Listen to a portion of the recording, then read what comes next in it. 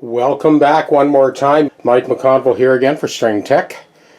We are in full winter mode here. It is January and it's Perth County, and this is what you can expect. I am happy to be in my warm little workshop doing what I love to do. See, here's another ES339. So the customer brought a pre-wired harness to swap out on this one. So I'm going to kind of let the camera run and you can have a look at what's involved in swapping these out.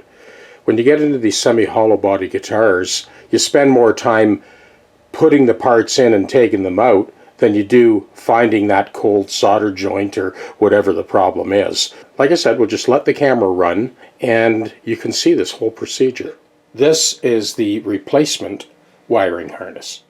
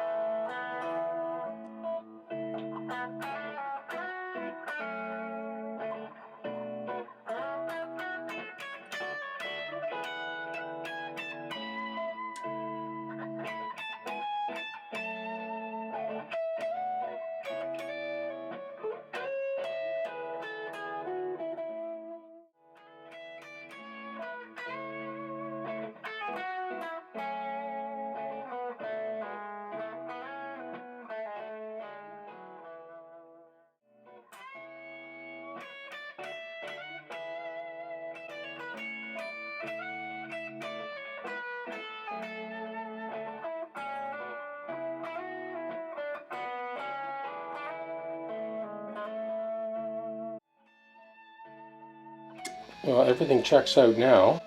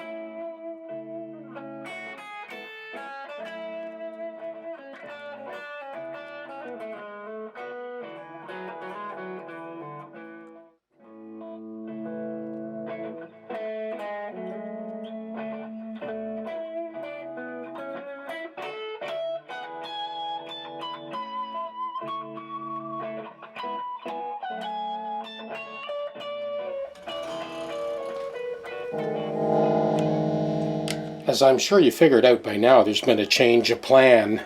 As I mentioned at the beginning of the video, the intention was to swap out the original Gibson harness with this harness.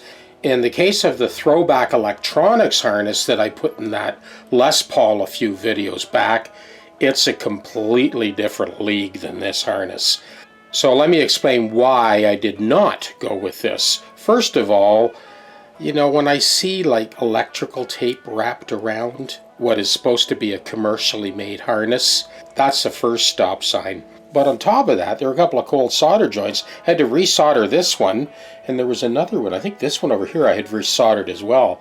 And I thought, man, before I even get started, there's problems with this. So I decided to dedicate the attention to the original Gibson harness, which is much better quality, like a heavier belt-and cable. As you saw, I sprayed the pots. It's 100%. By the way, this tool, for the guitar players out there, this is a post-setting tool for a violin.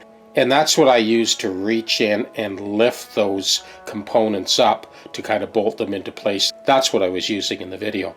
A couple other things about this guitar that are kind of rubbing me wrong. And when I come in close to the nut on this guitar, I'm not too sure if that's just lacquer chipping. It almost looks like that nut has been out and put back in.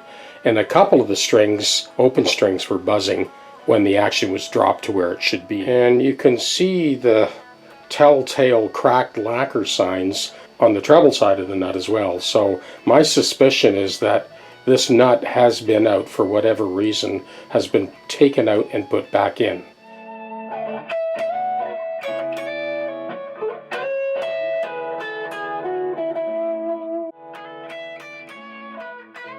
The 339 rides again. Well, it's been quite the journey with this 339.